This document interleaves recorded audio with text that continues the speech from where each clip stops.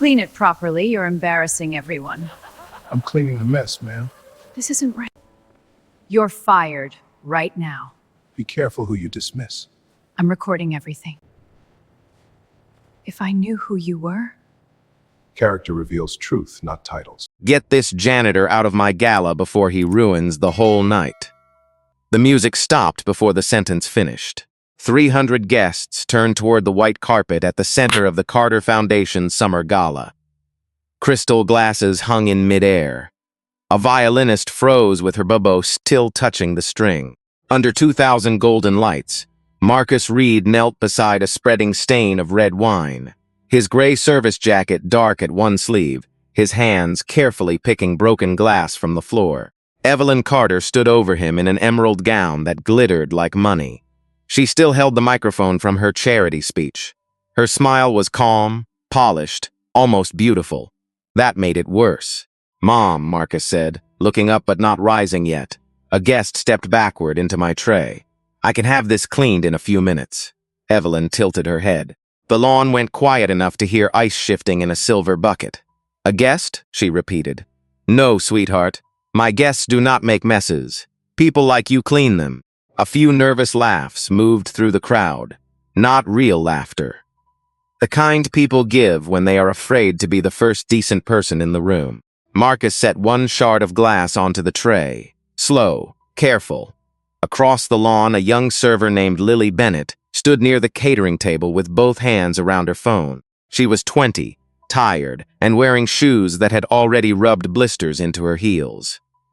Marcus had helped her lift a tray earlier that evening, when no one else even looked. Now she watched him kneeling in front of the richest people in Georgia, and her stomach tightened. Evelyn stepped closer. "This carpet is hand-woven Italian wool," she said into the microphone.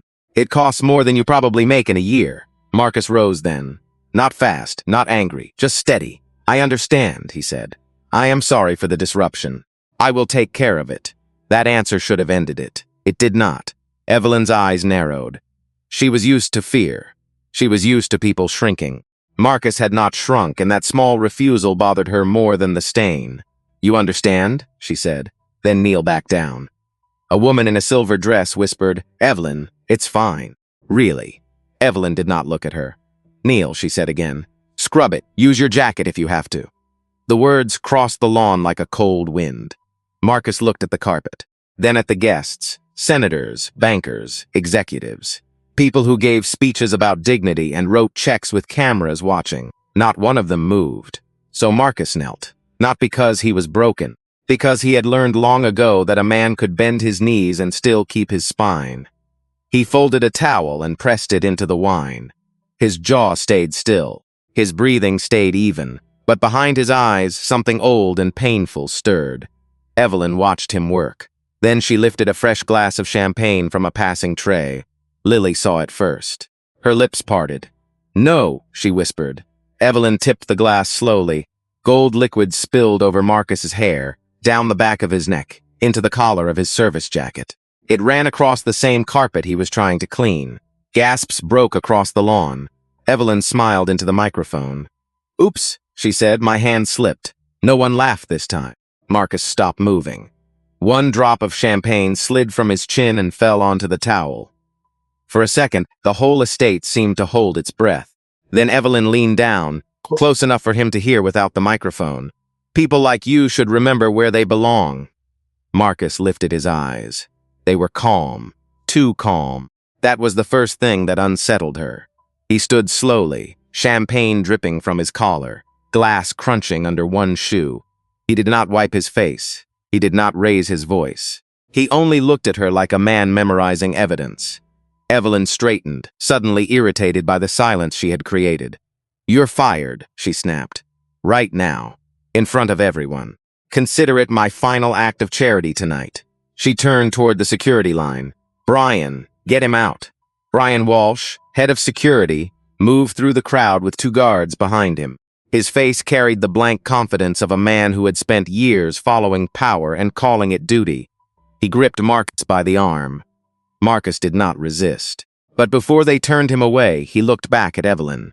"You should be careful," he said quietly, "with the people you throw away." Evelyn laughed, sharp and false. A threat from a janitor. How touching. Then her gaze dropped to his canvas bag. One more thing, she said. Search it. His kind always takes souvenirs. This time, even the guests who had stayed silent looked uncomfortable. Brian hesitated for half a breath. Then he reached for the bag. Lily's hand shook as she kept recording. Somewhere in that bright, expensive silence, the night had already changed. Evelyn Carter just did not know it yet. Brian's fingers closed around the strap of Marcus's canvas bag, and the whole lawn seemed to lean closer. The quartet had stopped again. The rich, careful music died under the oak trees, leaving only the little sounds people make when they are ashamed and trying not to show it. A cough near the bar, a heel shifting on the grass, ice knocking against glass. Marcus looked at Brian's hand on the bag. Then he looked at Evelyn.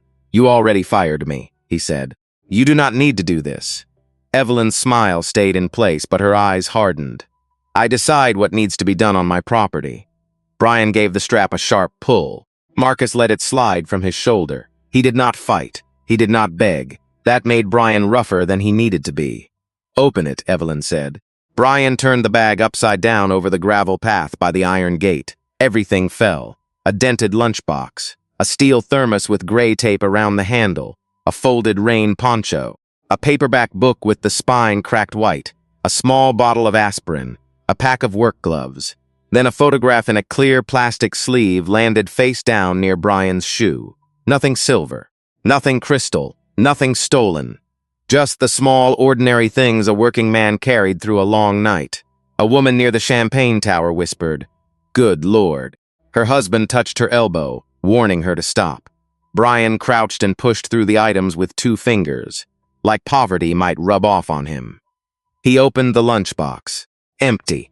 He shook the thermos. Coffee splashed inside. He flipped through the paperback and let the pages flutter. Nothing, one of the guards murmured. Brian shot him a look. Evelyn lifted her chin, refusing to let the moment turn against her. Check everything. Brian reached for the photograph. Marcus moved before he could stop himself. Leave that. It was not loud, but it cut. Brian paused with the picture halfway in his hand. A little smirk pulled at one corner of his mouth. Men like Brian heard pain as permission. He lifted the photo toward the string lights. The image showed a black woman in a gray cleaning uniform, standing in a marble lobby with a mop bucket beside her. She was laughing at whoever held the camera. Her hair was tucked under a scarf. Her hands looked tired. Her face looked kind. Brian glanced from the photo to Marcus. Family business, huh? He flicked the photograph. It spun once in the air and landed on the gravel. That was the moment Marcus almost broke. Not when Evelyn poured champagne over him. Not when she called him less than human. Not when 300 people watched him kneel and said nothing. But when his mother's face hit the ground. His breath caught. His right hand closed. For 1 second, every board member, every lawyer, every contract waiting in secret behind his name meant nothing. He was just a son watching the only photograph he carried of his mother lying in the dirt. Lily saw his face through her phone screen, and tears blurred the image. Marcus knelt slowly. He picked up the photograph with both hands. He wiped the gravel dust from the plastic sleeve, using the cleanest part of his cuff. Though his cuff was stained with wine and champagne, he held the photo close to his chest. No one spoke. Even Evelyn seemed to understand she had touched something deeper than pride. Marcus slid the photo inside his jacket, against his heart. Then he stood. Are you satisfied? He asked. Brian looked away first. Evelyn gave a small laugh, but it came out thin. Get him off the property. Marcus gathered his things one by one. He took his time, the lunchbox, the thermos, the book, the gloves. Each item went back into the bag with care, as if the care itself was an accusation. Then the iron gate opened. The guards walked him out under the archway. Gravel crunched beneath their shoes. Behind him, the Gala lights glowed soft and golden, the kind of beautiful that hides ugly things well. Lily lowered her phone, her hands shaking. A waiter beside her whispered, "Did you get it?" She nodded, unable to speak. Everything? She swallowed. Everything. Across the lawn, Walter Grant, the oldest board member at Carter Freight, stood beside his table with his napkin still in his hand. He was 72, white-haired, and old enough to know the difference between a mistake and a revelation. He had seen cruel executives before. He had excused some, worked around others. But this had gone past temper, past arrogance. This was character, and now everyone had seen it. Evelyn returned to the stage because people like her believed a room could be repaired if they spoke loudly enough. "Friends," she said into the microphone, "forgive the interruption." No applause came. She smiled harder. "Tonight is about giving, about lifting up those who need us." Walter looked toward the closed gate. For the first time in years, he felt ashamed of the chair he held on that board. Outside the estate, Marcus walked alone along the dark shoulder of the road. The champagne had dried sticky against his collar. Heat lightning flickered beyond the trees. His car waited under a leaning pine, an old sedan with one headlight clouded at the edge. He got in. He sat there in silence. Then he pulled the photograph from inside his jacket and set it on the dashboard. His mother smiled back from another lifetime. Marcus touched the cracked leather watch on his wrist. It had belonged to her. It had not ticked in years. He picked up his phone and called Rachel Moore. She answered on the second ring, voice alert. "Marcus?" He looked through the windshield at the faint gold glow of Evelyn's Gala behind the trees. "Move the closing up," he said. Rachel went quiet. "How soon? Tomorrow morning." A breath. "That will make noise." Marcus watched a moth circle the dome light, trapped and frantic. "Good," he said. "Let them hear it." By sunrise, the video was already moving through Carter Freight like a match dropped into dry grass. Lily Bennett had not slept. She sat on the edge of her bed in her small apartment outside Marietta, still wearing the black slacks from the gala. Her feet soaking in a plastic tub of cold water. Her phone rested in both hands. She watched the recording again, though every second of it made her stomach twist. Marcus kneeling, Evelyn smiling, champagne falling, Brian tossing the photograph. Lily pressed pause on Marcus's face when he picked up the picture of his mother. That was the part she could not get past. Not the cruelty. She had seen rich people be cruel before. It was the silence around him. The way power could fill a lawn and still leave one decent man alone. Her roommate Carla stood in the doorway with a mug of coffee. "You need to send that to somebody," Carla said softly. "I did. To who?" "The servers. 2 drivers I know. My cousin who works dispatch."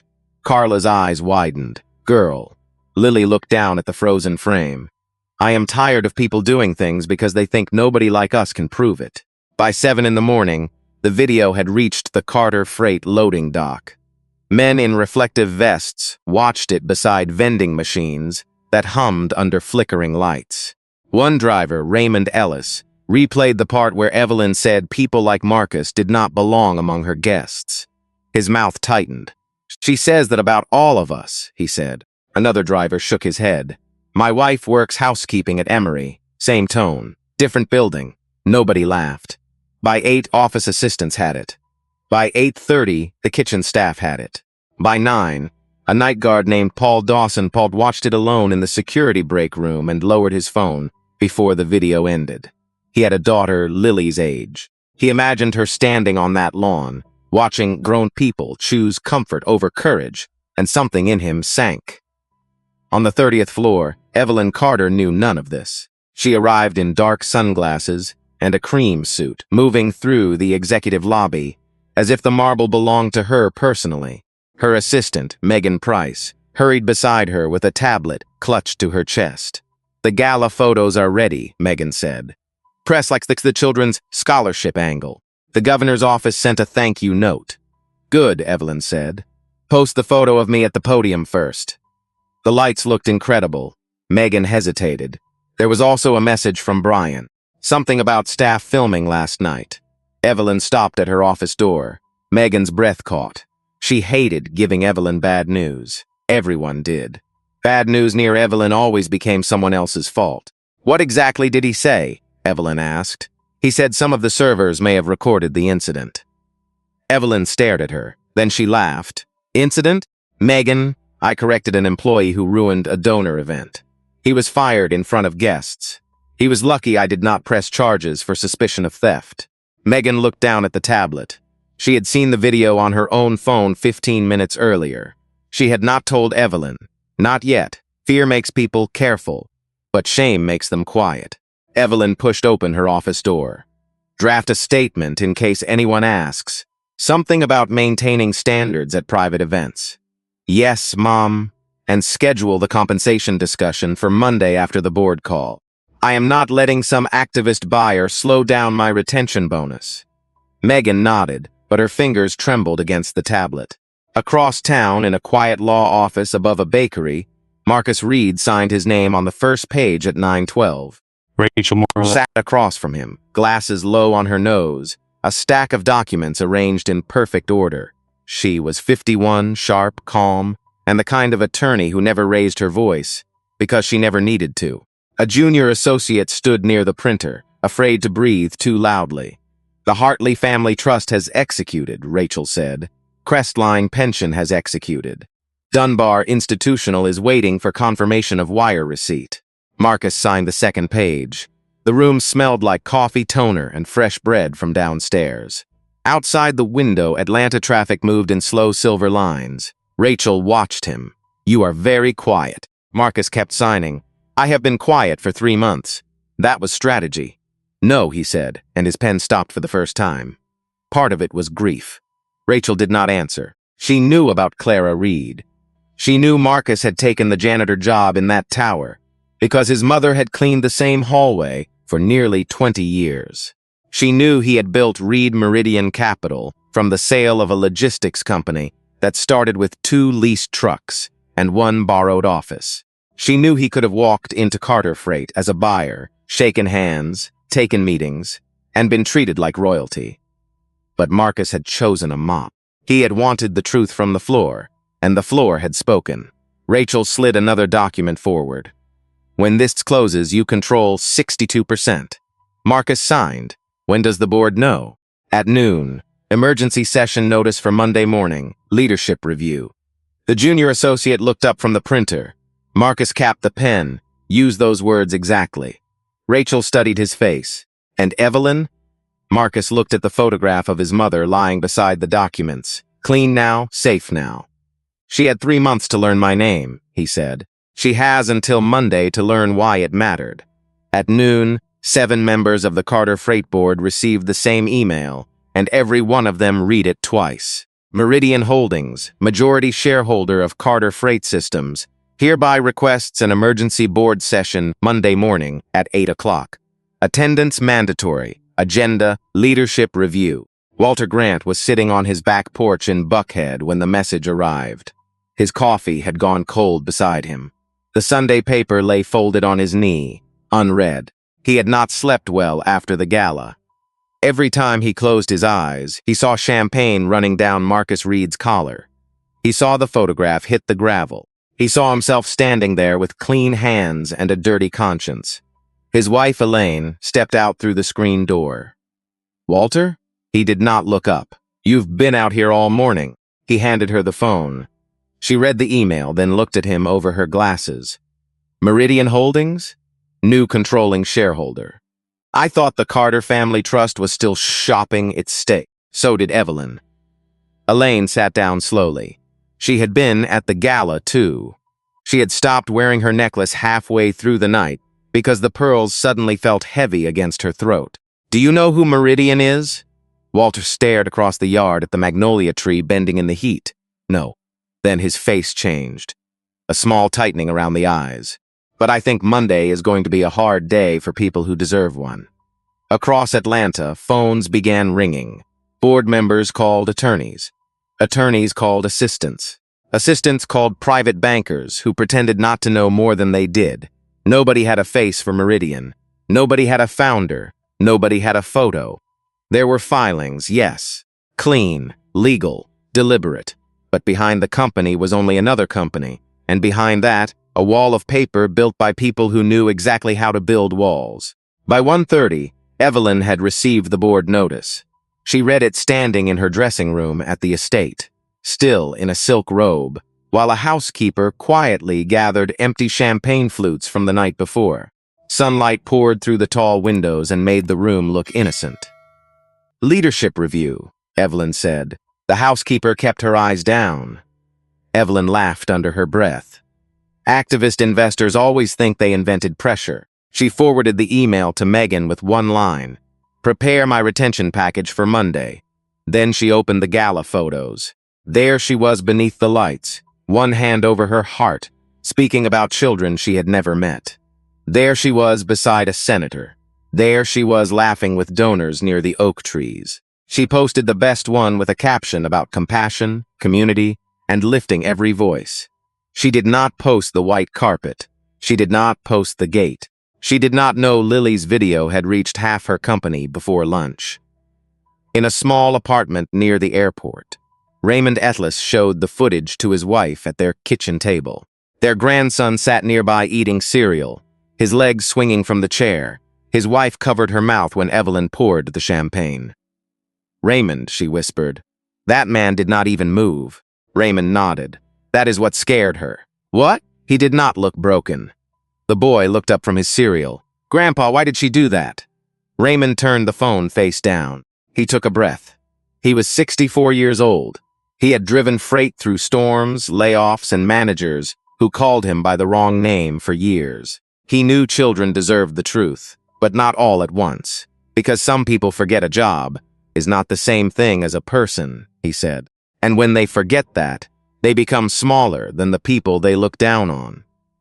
His wife reached across the table and touched his hand. By Sunday evening, the video had passed through dispatch, payroll, warehouse crews, night cleaners, drivers, former employees, cousins, spouses, church groups, and one local reporter who had not posted it yet because she was still confirming names. Fear still held the company in its teeth, but fear was losing its grip. At Carter Freight headquarters, the night shift came in under a gray sky. The lobby smelled of lemon cleaner and old marble. Paul Dawson stood at the security desk, watching employees badge through with quiet faces. They all knew. They all had seen it. Yet they spoke in low voices as if Evelyn herself lived inside the walls. Near the east hallway, an older cleaner named Mrs. Alvarez pushed her cart past the place Marcus usually started his shift. She stopped when she saw his mop bucket sitting in the supply closet, clean and empty. He coming back? She asked Paul. Paul looked toward the elevators. I do not know. Mrs. Alvarez nodded, but her eyes shone. He always asked about my son. Every Monday. Nobody upstairs knows I have a son. Paul swallowed. Before he could answer, the service elevator opened. Marcus stepped out, not in a suit, not yet. He wore the same gray uniform, fresh, pressed. His hair was clean. His collar was buttoned. On his wrist sat the old watch that did not tick. The lobby went still. Mrs. Alvarez stared at him. Mr. Marcus. He gave her a small smile. Evening, Mom. Paul stepped around the desk. You do not have to be here. Marcus looked down the east hallway, where the marble caught the overhead lights in long, pale strips. Yes, he said quietly. I do. He picked up the mop. For the next hour, he worked the floor in slow, patient strokes, the same way his mother had. Every pass across the marble was calm. Every movement carried memory. People walked by and watched him differently now. Not because they knew the whole truth, because they were beginning to understand they never had. Monday morning arrived heavy and gray, the kind of Atlanta morning that made glass towers look tired.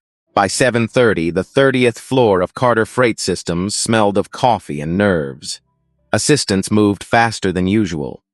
Board packets were stacked in careful piles. The conference room lights glowed too bright against the long walnut table. Nobody said what everyone was thinking. Meridian. Leadership review. The video. Walter Grant stood near the window, one hand in his pocket, looking down at the traffic far below. He had served on boards for nearly 40 years. He knew the choreography of corporate trouble, the private calls, the careful words, the lawyers with soft voices and sharp teeth. But this felt different. This felt like judgment wearing a business suit. At 7:45, Rachel Moore stepped out of the elevator. She wore a charcoal dress, carried a black leather briefcase, and walked like someone who had no interest in asking permission.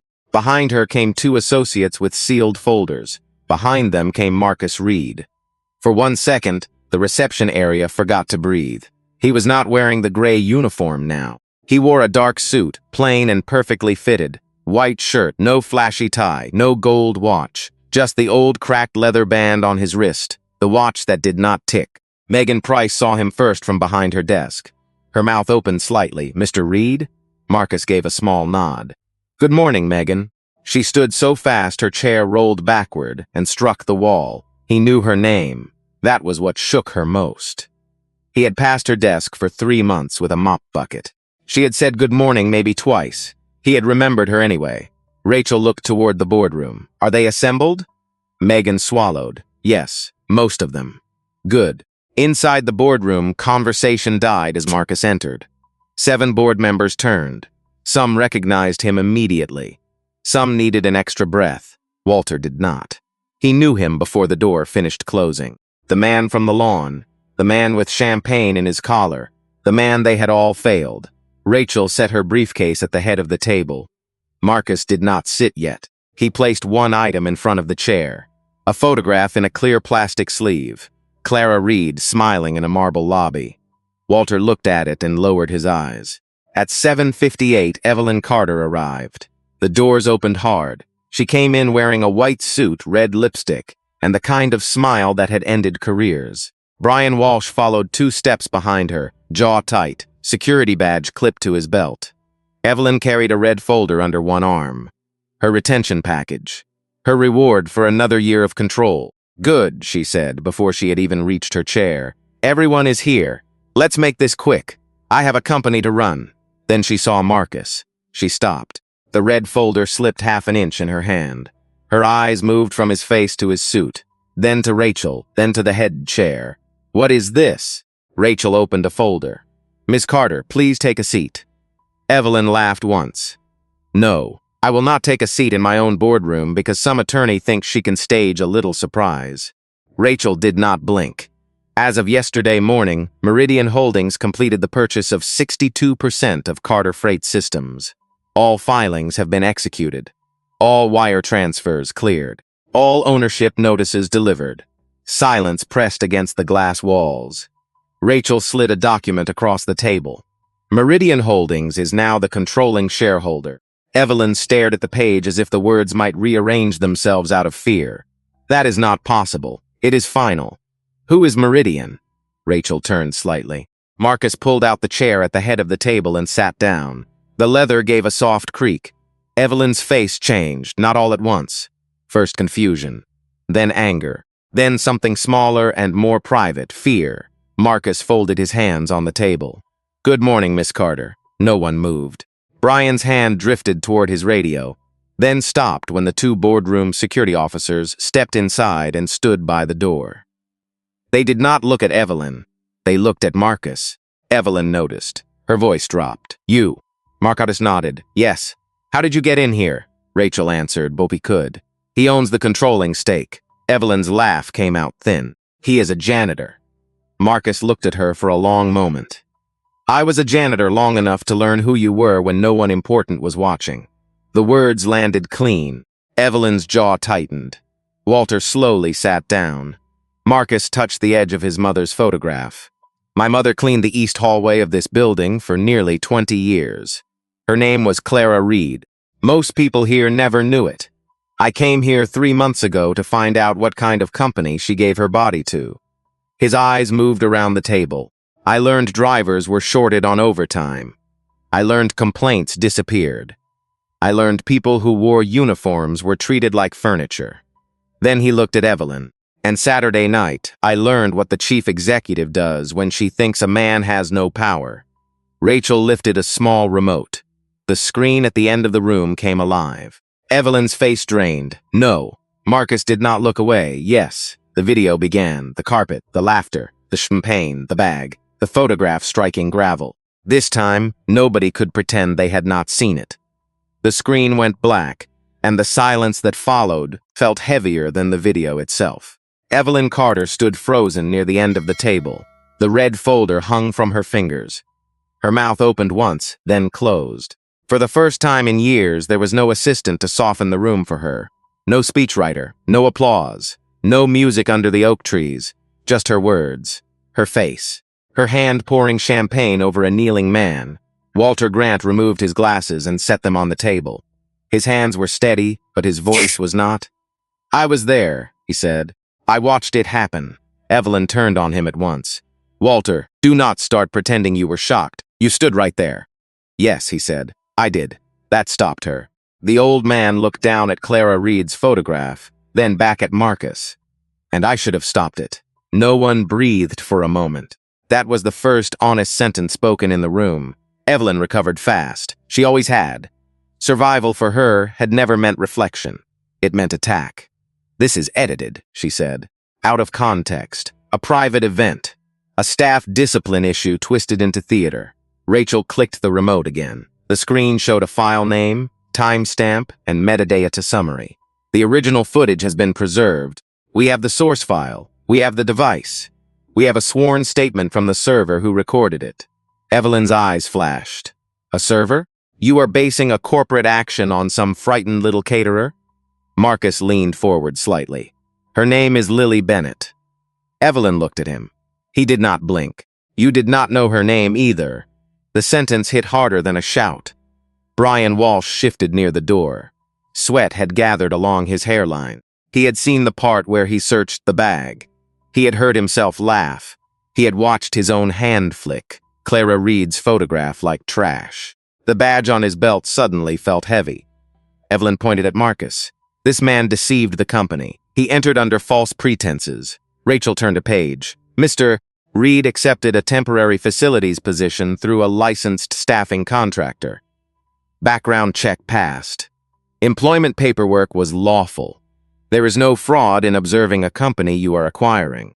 A board member named Helen Brooks, who had been quiet until then, folded her hands. "Why did you do it this way, Mr. Reed?" Marcus looked at her, then at the others. "Because reports lie when people are afraid to write the truth." His voice stayed calm. "I read the numbers. I saw revenue growth. I saw strong margins. I saw a company that looked healthy from a distance. But my mother taught me to look at the floor. The floor tells you who is carrying the weight." He touched the photograph. "From the floor, I learned drivers were missing overtime. Dispatchers were crying in stairwells. Warehouse workers were scared to report injuries. People smiled at executives and warned each other before certain leaders walked in." He paused. "And then I saw what happened when one uniform became inconvenient at a party." Evelyn's face tightened. "This is personal revenge." "No," Marcus said. "Revenge would have been one phone call Saturday night. I could have told you who I was in front of everyone." The room went still. "I did not. Because this is not about embarrassing you. This is about whether Carter Freight can be trusted with people's lives, paychecks, and dignity." Walter picked up a printed contract. "Miss Carter," he said. "Section 12 of your employment agreement. Conduct clause." Evelyn went pale. Walter read slowly. "Any public behavior by the chief executive that brings material disrepute to the company, its employees, shareholders, or charitable partners shall constitute grounds for termination for cause." He lowered the paper. "You signed this renewal yourself." Evelyn laughed, but it cracked in the middle. "You cannot be serious. I built this company's growth." Helen Brooks looked at her. "You grew the stock. You did not build the people." That one landed deep. Evelyn turned to the rest of the board, searching faces she used to command. Nobody gave her a place to stand. Then she changed tone, soft, controlled, almost wounded. "Marcus," she said. "Saturday got out of hand. I had been drinking. The donors were watching. The pressure was enormous. You understand pressure. Clearly you do." Marcus said nothing. She took a step closer. "If I had known who you were, I would never have handled it that way." The room seemed to flinch. Even Brian closed his eyes. Marcus looked at her for a long, quiet second. "There it is," he said. Evelyn frowned. "What?" "That is the whole problem." He stood. "You needed to know I owned something before you believed I deserved basic respect." Her lips parted, but no words came. "My mother cleaned this building for nearly 20 years. Nobody important knew who she was. That did not make her less human. It made this company less honest." Rachel looked around the table. Meridian Holdings calls for a vote on immediate termination of Evelyn Carter as Chief Executive Officer for cause, effective today. Evelyn snapped, "You will regret this." Walter raised his hand. 4. Helen raised hers. 4. One by one, every hand rose. 7 hands, no hesitation. Rachel recorded each vote, unanimous. The red folder slipped from Evelyn's hand and hit the carpet. Her $4 million retention package spread open at her feet. Marcus looked toward the door. "Mr. Walsh," he said quietly, "your badge and key card." Brian Walsh looked at the badge on his belt like it belonged to another man. For years, that badge had opened doors before he reached them. It had made guards straighten, assistants step aside, drivers lower their voices. He had mistaken access for respect. He had mistaken Evelyn's approval for power. Now Marcus Reed sat at the head of the table, and Brian understood the difference.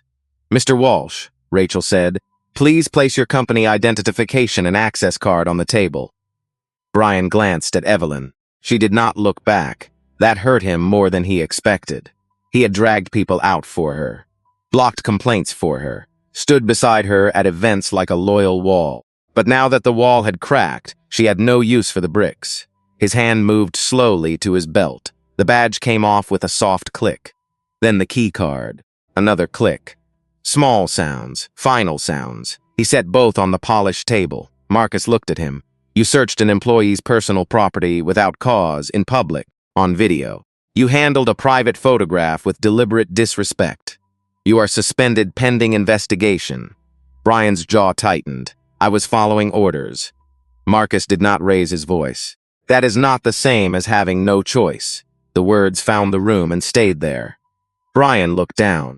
For the first time since anyone at Carter Freight had known him, his shoulders lowered. "Yes, sir," he said. 2 guards opened the boardroom door. Brian walked out between them, not dragged, not shoved, just emptied. At the doorway, he paused as if he might apologize. But shame can be a heavy thing. Sometimes it lands on the tongue and will not move. He left without speaking. Evelyn watched the door close, then turned back like she could still reclaim the room through posture alone. "You have made a very expensive mistake," she said. "All of you." Walter Grant folded the conduct clause and set it beside his legal pad.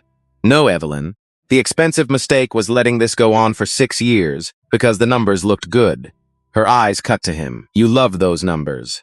"I did," he said. "That is on me." The honesty unsettled her more than anger would have. Rachel gathered the voting record and handed a page to Marcus. "Effective immediately, Miss Carter is removed as Chief Executive Officer. Severance, retention bonus, and unvested equity are forfeited under Section 12, subject to final legal review." Evelyn's face went white. "My equity?" "Unvested equity," Rachel corrected. "The vested portion remains governed by the shareholder agreement." "This is theft. This is contract law." Helen Brooks pushed the red folder farther away with 2 fingers, as if it were something spoiled. Evelyn looked from face to face. 7 people. 7 closed doors. Then her voice rose. "You think he cares about this company? He came here in costume. He humiliated me in a boardroom. You are handing Carter Freight to a man who lied to get inside." Marcus stood. The chair moved back with a low scrape. "I came through the same door my mother used." That stopped the room again. Marcus picked up Clara's photograph. She did not get a boardroom. She did not get a title. She got swollen hands, late buses, and people who stepped over her wet floor signs like she was part of the building. But she believed work had honor, even when people with power forgot theirs. His voice softened, and she was right. Evelyn swallowed. Her anger had nowhere clean to go. Marcus placed the photograph back on the table. "You may collect personal belongings from your office under supervision. Company devices, files, and records remain here. These officers will escort you." The 2 guards by the door stepped forward. For a second, Evelyn did not move. The room watched the last layer of her authority peel away. No music, no cameras she controlled, no applause to rescue her, just footsteps waiting. "This way, Mom," one guard said. The word Mom sounded different now, not respectful. Procedural. Evelyn picked up her purse. She left the red folder on the floor. As she passed Marcus, she leaned in just enough for only him and Rachel to hear. "You will never belong in rooms like this." Marcus looked at her with a sadness that was almost mercy. "I know," he said. "That is why the room has to change." The elevator ride down took 30 floors and felt longer than most careers. Evelyn stood between the guards, staring at her reflection in the brushed steel doors. Her white suit still looked perfect. Her hair had not moved. Her lipstick had not faded. From the outside, she looked like a woman leaving a meeting. But her eyes told the truth. When the doors opened into the lobby, the morning shift was arriving. Drivers, receptionists, accountants, cleaners, warehouse supervisors, security staff, people who had seen the video before breakfast, people who had whispered Marcus's name with new weight. No one cheered. No one booed. That was worse. They simply stopped and watched. Evelyn walked across the marble with the two guards behind her. Her heels clicked too loudly. Near the east hallway, Mrs. Alvarez stood beside her mop cart. A yellow caution sign rested on the wet floor. Evelyn's heel touched the damp edge and slipped. Not enough to fall, enough to scare her. Her hand shot out and caught the velvet rope beside the reception desk. Mrs. Alvarez stepped forward by instinct. "You all right, Mom?" Evelyn looked at the cleaner. For one strange second, there was no title between them. Only two women standing on a floor that could humble anyone. Then Evelyn straightened. She did not answer. She walked through the revolving doors and out into the Atlanta heat. Upstairs, Marcus remained by the boardroom table after everyone else sat down again. Walter approached him slowly. "Your mother," he said. "Clara, I think I remember her, East Hallway. She used to hum." Marcus looked at the photograph. A small smile touched his face. "Gospel," he said. "Mostly old hymns." Walter's eyes reddened. "I am sorry I did not remember sooner." Marcus held the old man's gaze. "Remembering now has to mean something." Walter nodded. For the first time that morning, the company began to feel less like a machine and more like a place where repair might still be possible. By Tuesday night, Lily Bennett's video had escaped the company. It did not leak all at once. It moved the way truth often moves when people are afraid. Quiet first. Hand to hand, phone to phone. A cousin sent it to a friend at a local station. A warehouse clerk sent it to his pastor. A dispatcher sent it to her sister with one sentence. "This is what we have been trying to tell people." At 6:45, Channel 8 ran 40 seconds of it. The anchor's face was stiff as the footage played. Marcus kneeling on the white carpet. Evelyn Carter holding the microphone. Champagne falling in a slow golden sheet. The station blurred some faces, but not the truth. By 8, the full video was online. By midnight, it had been shared across Atlanta, then Georgia, then farther. Former employees began writing their own stories in the comments. Drivers talked about missing overtime. Receptionists talked about being called difficult after reporting harassment. Cleaners talked about doors closing in their faces when executives passed. The video had started with one man. It had opened a room full of ghosts. Inside Carter Freight headquarters, Rachel Moore did not waste time. On Wednesday morning, she opened the books. She set up a conference room on the 28th floor and turned it into an investigation center. White banker boxes lined one wall. Laptops covered the table. Legal pads filled with names, dates, signatures, and questions that made people sit very still when they heard them. Marcus gave her one instruction: follow everything. Rachel looked over her glasses. No limits? No limits. What if it reaches people still in this building? Marcus held her gaze, especially then. By noon, the tip line went live. Anonymous. Protected. Reviewed by outside counsel. Megan Price helped draft the announcement with hands that still trembled, but she did not look away from the screen. When the email went company-wide, the building changed. For years, fear had lived in the walls like mold. You could not always see it, but people breathed it in. Now someone had opened a window. The first call came from a driver named Samuel Ortiz. His voice was rough, and he kept apologizing. "I got records," he said. 6 years of them. They said it was a payroll error, every time. I stopped asking because my wife got sick and I needed the insurance. Rachel's associate listened without interrupting. "You did the right thing calling." Samuel went silent. Then he said, "Nobody ever said that before."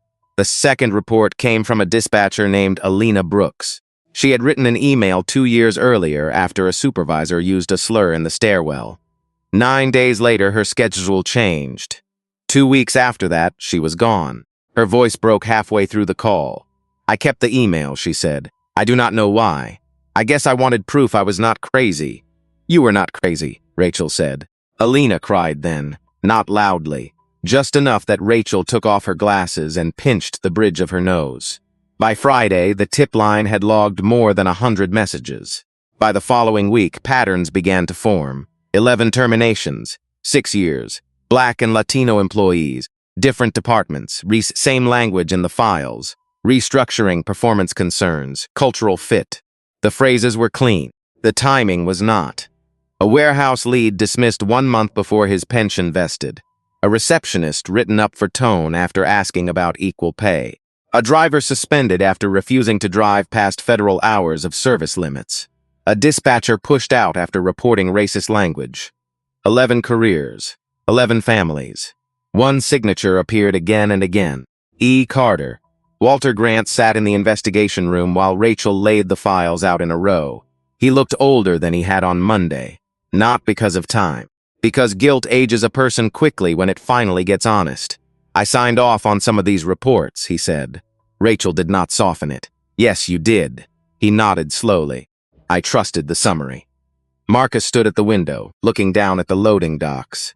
That is how harm survives, he said. It gets summarized until nobody has to look at the person. Nobody answered. Then came the charity ledgers. That was the part Evelyn had never feared enough. The Carter Foundation Gala had raised over $2 million.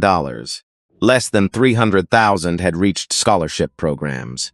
The rest disappeared into event planning, consulting fees, donor experience packages, luxury lodging, and a yacht rental billed as youth outreach. Rachel placed the invoice on the table. Even she looked angry. Walter read it once, then again. A yacht? Marcus turned from the window. My mother cleaned floors so people like us could be told there was no money, he said. But there was always money for the show. Outside the building, cameras waited now. Reporters stood beneath umbrellas. Microphones pointed toward the front doors. Evelyn's public statement had called the video unfortunate and incomplete.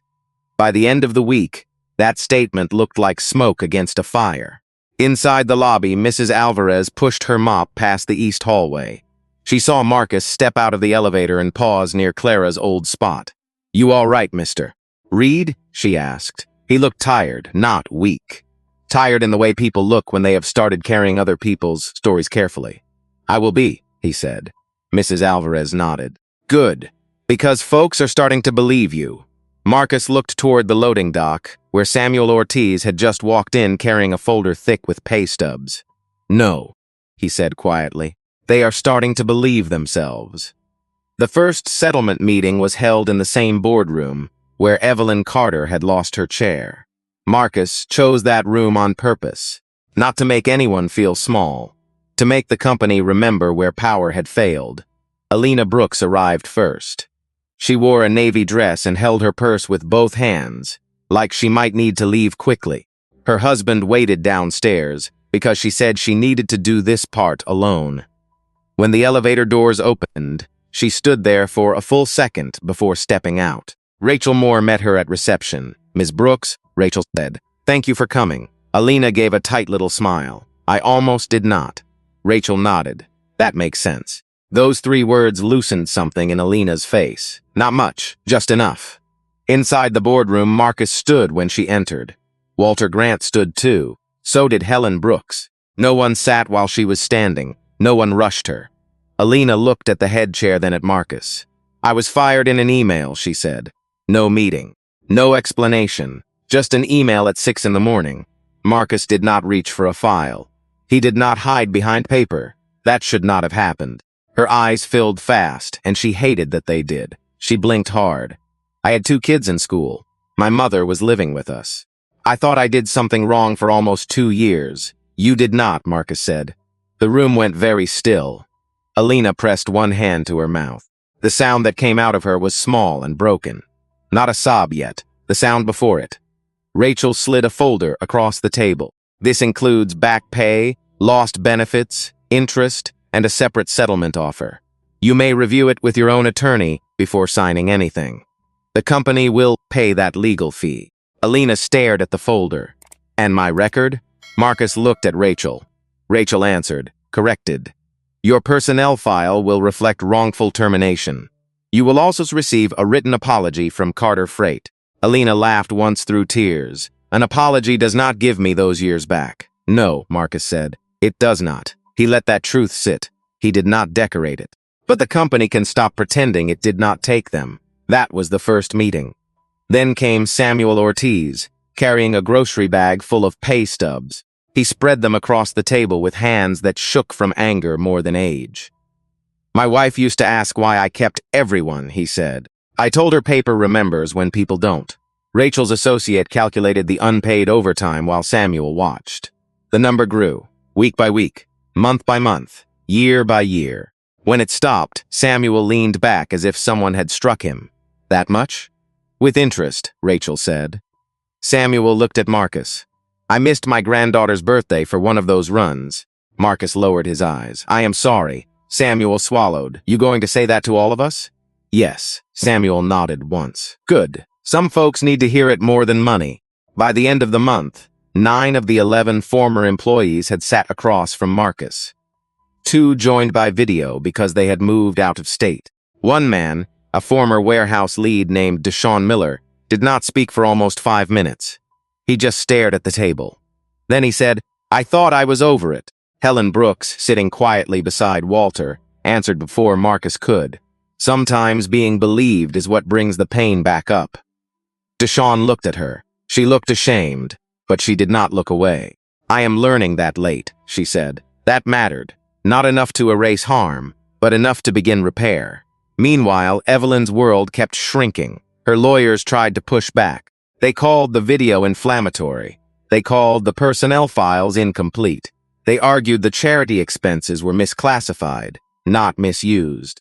But Rachel had documents, witnesses, emails, and one suspended security chief who had cited loyalty was not worth being the last person left holding the bag. Brian Walsh sat for deposition in a plain conference room with no windows. His suit looked too large now. His voice stayed flat. Yes, he said. Miss Carter told me to search Marcus Reed's bag. Rachel Terpage. Had you seen any evidence he had stolen anything? No. Had anyone reported a missis item? No. Why did you comply? Brian looked at his hands. Because she wanted a show. The court reporter's keys clicked softly. Rachel waited. Brian exhaled. And because I cared more about keeping my position than doing what was right.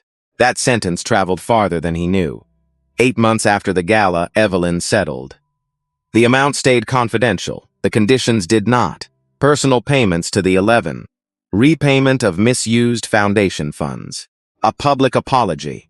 A consent agreement barring her from serving as an officer or director of any public company for 10 years. Her apology was recorded in a small studio with no audience. She wore a plain gray blazer. No emerald gown, no spotlight, no orchestra. She read from a paper at first. Then she stopped. Her eyes lifted to the camera.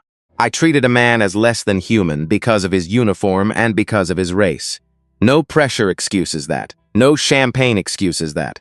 I was not drunk on wine that night. I was drunk on power. For once, nobody in America laughed. At Carter Freight, Marcus watched the apology from his office with Clara's photograph beside the screen. When it ended, he turned it off. Rachel stood near the door. Does it help? Marcus was quiet. Outside his window, the loading dock moved with morning life. Trucks backing in, drivers waving. A cleaner crossing the lobby with a mop bucket, and her head held a little higher than before. It helps if we make sure nobody needs one like it again, he said. 6 months after the gala, the Carter Freight Tower looked the same from the street. Same glass walls, same marble lobby, same elevators rising through 30 floors of Atlanta air. But inside, almost nothing was the same. The first thing people noticed was the sound. The building used to sound afraid. Shoes moved fast. Voices dropped when executives passed. Doors closed softly, like even hinges were trying not to offend anyone. Now the lobby sounded alive. Drivers laughed near the coffee station. Cleaners spoke to managers by name. Dispatchers walked through the front entrance, not the side door, and nobody told them they were in the wrong place. The glass elevator still carried suits. The steel surface elevator still carried carts. But Marcus Reed had made sure both elevators stopped on every floor that mattered. which was all of them. On a cool September morning, the whole company gathered in the east hallway. 900 employees watched from the lobby, the stairs, and the balcony railings above.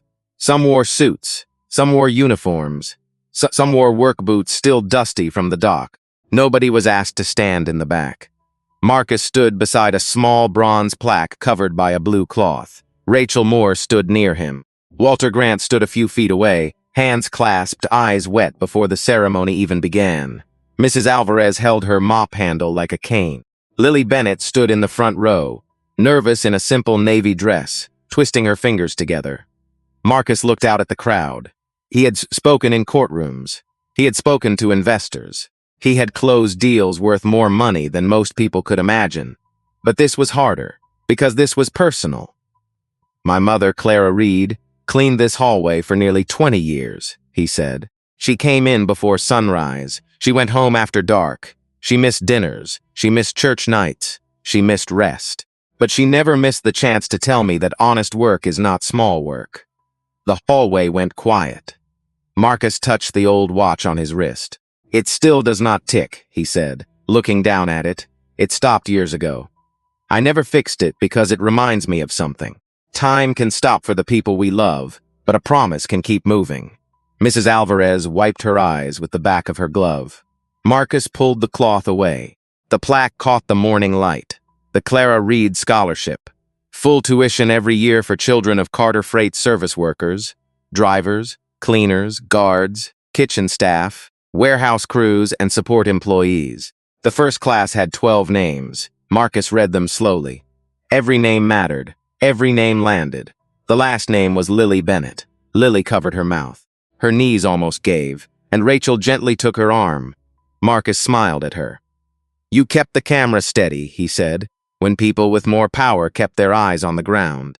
Lily shook her head, crying now. I was scared. I know, Marcus said. Courage usually is. The applause started small, then it grew. It rolled through the lobby, up the stairs, across the marble, into the old east hallway, where Clara Reed once hummed gospel while the rest of the building slept. Walter stepped forward after the ceremony. He looked at Marcus, then at the plaque. I used to think leadership meant knowing the numbers, he said. Marcus waited. Walter's voice broke. I was wrong.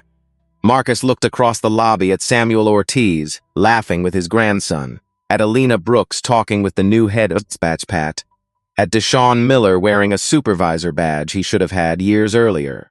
Numbers matter, Marcus said, but people carry them. That winter, the old Gala estate was sold. Carter Freight bought it, not for donors, not for senators, not for cameras. The next summer, the lawn under the oak trees held the company picnic. No velvet ropes, no champagne towers, no security searching bags at the gate. Children ran across the same grass where Marcus had been escorted out. Drivers grilled ribs beside accountants. Cleaners sat at the best tables under the shade. Lily came home from college for the weekend and helped hand out lemonade, because some habits of service are not shameful when they come from love. Near sunset, a little boy pointed at Marcus, who was carrying a stack of folding chairs. Grandma, is that the chairman? Mrs. Alvarez smiled. That is Mr. Reed. But why is he carrying chairs? She looked at Marcus, then at the people around him. Because he remembers what hands are for. Most mornings, if someone came early enough, they could still find Marcus in the east hallway before the building woke. Suit jacket folded over a chair, sleeves rolled up, mop moving in long, patient strokes beside his mother's plaque. One new hire saw him there and whispered to Paul Dawson at the security desk, "Is that really the owner?" Paul smiled. "Yes, Mom. And he still mops?" Paul looked down the hallway where the marble shone under the soft morning lights. "Around here," he said, "that is how we remember who we are." Marcus heard him but did not turn around. He only smiled a little and kept working. The watch on his wrist still did not tick. It never would, and that was all right. Some promises do not need time. They only need someone willing to keep them. So here is the part worth holding on to. The person cleaning your floor, carrying your bags, driving your truck, serving your meal, or guarding your door may have a story you cannot see. Treat them like their name matters before you know what they own. If this story made you think of someone who wears a uniform to work, send it to them.